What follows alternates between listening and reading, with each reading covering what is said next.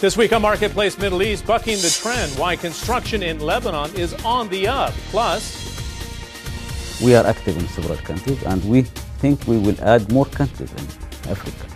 In the meantime, in Asia, we have expanded earlier. reaching around the world, the head of the mobile operator Etisalat on future growth and new potential markets.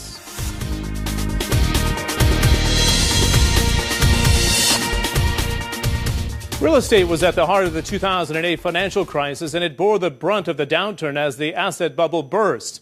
In the Gulf, where the economy is heavily dependent on the property business, prices have fallen between 25 and 50%. And with analysts warning they could fall further, some projects have been delayed and others shelved altogether. But Lebanon is bucking that trend. In 2009, over $1 billion worth of residential and commercial projects were launched.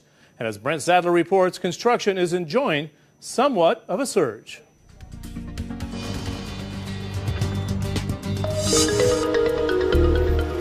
In Beirut, they're building as if there is no tomorrow. High-rise developments have mushroomed along with the cranes. It is an unprecedented building boom, reshaping the city's skyline into a panorama for vertical living. So 250 people. Bassam Halabi is a US-educated property developer. This piece of land where we are in today is a sample of what's going on in Lebanon. High density, high rise, low density, everything is taking place at the same time. And there is a rich menu of choices aimed to please hungry buyers and tempt ambitious investors.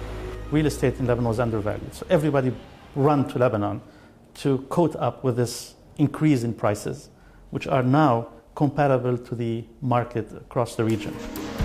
The hyper real estate sector coincides with a period of relative calm in Lebanon's unpredictable and sometimes violent politics.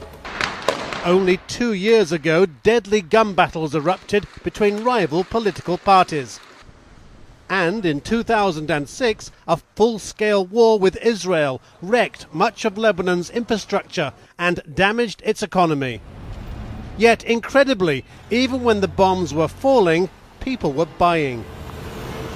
The land that we bought in 2006 has appreciated in value tremendously. The demand on the apartments that we are building is fantastic. Lebanon has turned into an investment haven at a time when other regions, especially in the Gulf Emirate of Dubai, face a cash flow crisis.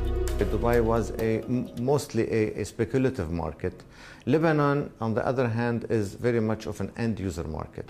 People are buying for their own use.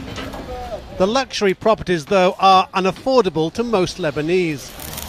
It's wealthy Lebanese expatriates who made their fortunes overseas or clients from oil-rich Gulf states that snap up the high-end properties.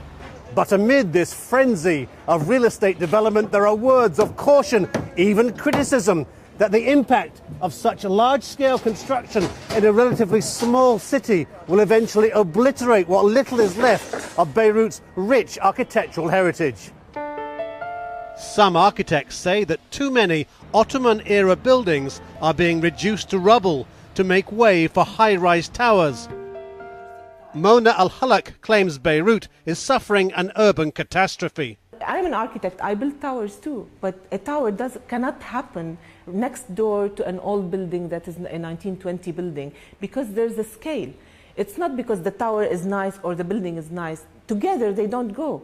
Rising and imposing 260 meters above sea level. Promising to become Lebanon's tallest skyscraper in 2014, Sama Beirut will stand 50 floors high. The penthouse price? $25 million for 1,500 square meters of luxurious living. You can make money, you will be able to make money, but you have to make sure that this city survives the requirements for infrastructure and the requirements for environmental sustainability. Beirut's many makeovers span 5,000 years of civilization. Grafting modernity onto millennia of history remains a work in